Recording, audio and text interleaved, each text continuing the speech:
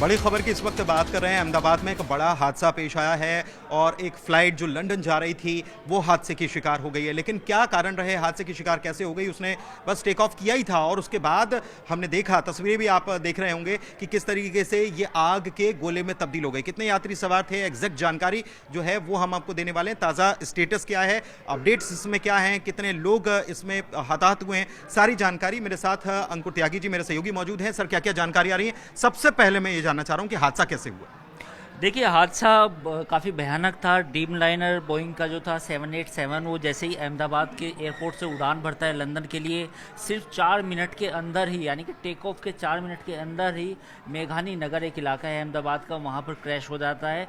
और कुछ लोगों ने उसकी वीडियो बनाई, जो सोशल मीडिया पे आप अपने वीडियो देख रहे होंगे लगातार, उसमें साफ साफ दिखाई दे रहा है कि प्लेन काफ़ी नीचे उड़ रहा था, यानी कि जैसे ही उसने टेक ऑफ किया और तुरंत ही गिर गया। तो अब गिरा कैसे, क्या वजह रही? हालांकि खबरें ये भी आ रही हैं कि जो केबिन क्रू है और जो पायलट है, उन्होंने एटीसी को इन्फॉर्म किया कि प्लेन में कुछ गड़बड़ है, और लेकिन वो इतने इन्फॉर्म करते, वहाँ से कुछ रिएक्शन होता या कुछ सेफ लैंडिंग की कोशिश की जाती, प्लेन तुरंत गिर जाता, मेघानी नगर में क्रैश हो जाता है। और इसमें 242 पैसेंजर्स सवार थे, जिसमें कहा यह भी जा रहा है कि गुजरात के पूर्व सीएम विजय रूपाणी भी इसमें बैठे हुए थे। अभी तक ऐसी कोई पुष्टि नहीं हो पाई है विजय रूपाणी की तरफ से, लेकिन जो रिपोर्ट्स हैं, जो प्रारंभिक रिपोर्ट्स हैं, जो मीडिया में चल रही हैं रिपोर्ट्स हैं, वो ये कहती है कि विजय रूपाणी इस प्लेन में जा रहे थे, वो अपने पत्नी से मिलने लंदन जा रहे थे। ये जो फ्लाइट थी ये अहमदाबाद से लंदन जा रही थी, और ड्रीम लाइनर का गिरना, मतलब ये अपने आप में ताज्जुब की बात है, क्योंकि ऐसे क्रैश मुझे तो नहीं लगता कि कोई हुआ है ड्रीम लाइनर का। एयर इंडिया का इतना सोफिस्टिकेटेड प्लेन, बोइंग इसे जो अमेरिकन कंपनी है वो बनाती है, और ये बड़े प्लेन में माना जाता है। मैं इसकी कुछ खासियत बताना चाहूँगा आपको कि ये प्लेन क्यों इतना अहम है, क्या इसके फीचर्स हैं और क्या इसको अलग बनाती है। बेसिकली इसको ड्रीम लाइनर विमान बोलते हैं, जिसकी ऊंचाई, जिसकी लंबाई जो होती है करीब करीब 57 मीटर होती है। विंग की जो चौड़ाई होती है वो 60 मीटर होती है। ऊंचाई जो विमान की है वो करीब 17 मीटर होती है। फ्यूल कैपेसिटी 101,26,000 लीटर के करीब होती है, यानी कि इसमें जो तेल भरा होता है, और जब क्रैश हुआ होगा तो आप अंदाज़ा लगा सकते हैं कि जो तेल उसमें विंग्स में भी होता है, जहाँ पे उसका फ्यूल टैंक होता है, जब फटा होगा, जब उसमें आग लगी हो, कितनी भयंकर हुई होगी। और जो अधिकतम स्पीड है इस विमान की वो है 954 किलोमीटर प्रति घंटा, और जो रेंज है इसकी वो है 13,620 किलोमीटर। तो कुल मिला के ये एक बड़ा विमान माना जाता है। बोइंग कंपनी जो ऐसे अमेरिकन कंपनी बनाती है, और दुनिया भर में जहाँ जहाँ लंबी फ़्लाइट्स होती हैं, जहाँ करीब 250, 300, 400 यात्री होते हैं, उसके लिए इसका इस्तेमाल किया जाता है। ठीक है, और कैजुअलिटी के बारे में क्या जानकारी? क्योंकि जाहिर सी बात है लंदन जा रहा था तो फॉरेनर्स इसमें सवार थे, ब्रिटेन के, पुर्तगाल के, कनाडा के। ऐसे खबर आ रही कि पुर्तगाल के 6, कनाडा का 1 और ब्रिटेन के 50 से ज़्यादा लोग इसमें सवार थे। कैजुअलिटी को लेकर क्या खबर है सर? देखिए, कैजुअलिटी को लेकर फिलहाल ये खबर है कि करीब 50 लोगों के मौत की सूचना है। उनके शवों को बरामद कर लिया गया है, यानी कि वो हॉस्पिटल में है, जिनके पता चला है कि काउंटिंग हुई है। लेकिन जब हम 200 से 250 लोगों की बात कर रहे हैं तो ये कैजुअलिटी की संख्या बढ़ेगी, इसमें कोई दो राय नहीं। लेकिन जो वीडियो जो सामने आया है वो, उस वीडियो से तो ऐसा लग रहा है कि मतलब पूरा धमाका हो गया, ब्लास्ट हो गया। और जिसका आप जिक्र कर रहे हैं कि वहाँ पर उसका फ्यूल टैंक इतना बड़ा है कि वो मतलब और ये संख्या बढ़ सकती ना। बिल्कुल, फ्यूल टैंक, आप ड्रीम लाइनर का गिरना, यानी कि उसके फ्यूल टैंक का आप कैपेसिटी देखिए, क्योंकि जब भी प्लेन क्रैश होता है तो प्लेन में आग क्यों लगती है?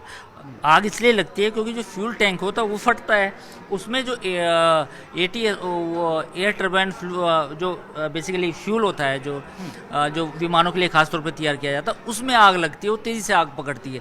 तो इतने बड़े प्लेन में जो दिल्ली से सीधा लंदन जा रहा हो, डायरेक्ट फ्लाइट हो, तो उसमें तो तेल की कैपेसिटी भी ज़्यादा होगी। तो इतना बड़ा जब तेल में आग लगेगी तो उसके बाद जो मौत का आंकड़ा है जाहिर है वो 50 से ज़्यादा बढ़ेगा।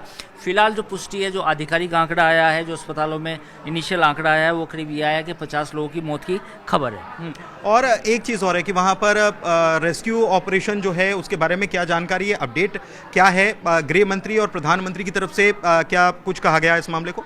देखिए, प्रधानमंत्री खुद अहमदाबाद पहुंचने वाले हैं, गृह मंत्री भी पहुंचेंगे और जो हमारे विमानन मंत्री हैं मिस्टर नायडू वो भी पहुंच रहे हैं, वो रास्ते में हैं। तो लगभग रेस्क्यू ऑपरेशन पूरी तरीके से अच्छे तरीके से चलाया जा रहा है। ग्रीन कॉरिडोर बनाया गया है, यानी कि जहाँ पे दुर्घटना हुई है वहाँ से अस्पताल के बीच में पूरा रास्ता खाली करा दिया गया है ताकि जल्दी से जल्दी लोगों को पहुँचा जा सके। अभी एक खबर मेरे पास जो आ रही है वो इन्फॉर्मेशन वो आई है कि ब्रिटेन के करीब 63 लोग शामिल थे। कनाडा का एक नागरिक था, पुर्तगाल के 7 नागरिक थे। लेकिन आप इनसे कंफ्यूज मत होइए क्योंकि ये NRI भी हो सकते हैं। जो मैंने संख्या आपको बताई कि ब्रिटेन के 63 जो लोग थे उनमें ज़्यादातर वो भारतीय मूल के ब्रिटिश नागरिक होंगे।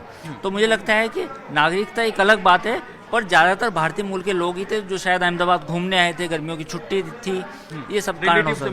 रिलेटिव से मिलने आए होंगे या घर में कोई कार्यक्रम होगा, तो उन्हीं कामों के लिए जाहिर तौर से लंदन से यहाँ आए होंगे। और एक NDRF की टीमें शायद बढ़ाई गई हैं और एक खबर ये भी है कि एयरपोर्ट बंद कर दिया गया अहमदाबाद का शाम 5 बजे तक।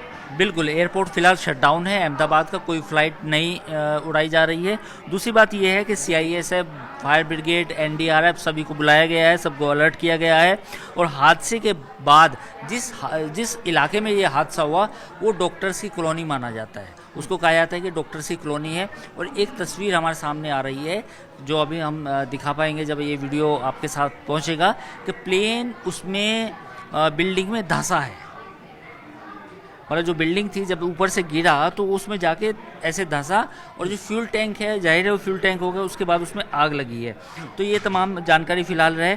शुरुआती जो रिपोर्ट कही जा रही है उसमें ये बताया जा रहा है कि तकनीकी खराबी से नुकसान हुआ, यानी कि अचानक से इंजन फेल हुआ या इंजन में कोई तकनीकी ग्लिच आया जिसकी वजह से जो है टेक ऑफ के दौरान ही विमान में ये समस्या। लेकिन आप बता रहे हैं कि बड़ा सोफिस्टिकेटेड प्लेन है, आपने बताया कि इसको कैसे तैयार किया जाता है, कितना बड़ा प्लेन है और बोइंग इसे तैयार करता है, तो मतलब कि बहुत सारे जो है वो सिक्योरिटी चेक्स होते होंगे और उसके बाद उसका उड़ना और उड़ते से उसका जाकर कुछ ही दूरी पर जाकर उसका एक बिल्डिंग में जाकर धंस जाना और फिर फ्यूल टैंक ब्लास्ट हो जाना, ये बड़े सवाल है। बिल्कुल, मैं आपको बताना चाहूँगा दुनिया में 2 प्रमुख कंपनियां हैं जिनको ये माना जाता है कि इनके विमान दुनिया में सेफ है, इनकी रेपुटेशन है।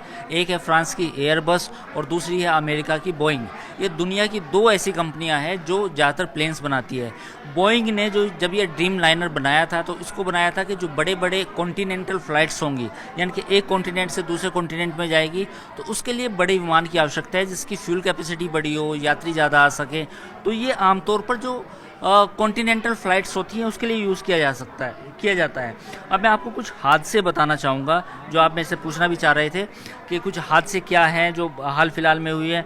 देखिए, मैं शुरुआत करना चाहूँगा पुनीत। 2020 में एयर इंडिया का एक एक्सप्रेस प्लेन था जो केरल के कैलिकट में क्रैश हुआ था, जो आपने पढ़ा होगा। कोविड था उस समय, कोविड के दौरान की ये बात है।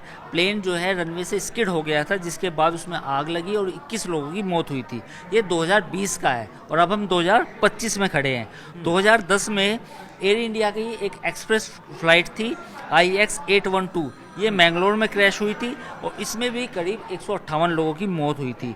यानी कि ये कब की बात है? 2010 की। आमतौर पर ये माना जाता है कि जो विमान होते हैं वे सेफ होते हैं। दुनिया में सड़क सबसे खतरनाक होती है। आप भी ये सोच रहे होंगे कि विमान में तो अगर हादसा हो जाए तो बचना मुश्किल है, लेकिन आपको ये भी समझना पड़ेगा कि विमान हादसे जब होते हैं उनकी संख्या सड़क हादसों या बाकी हादसों से कम होती है।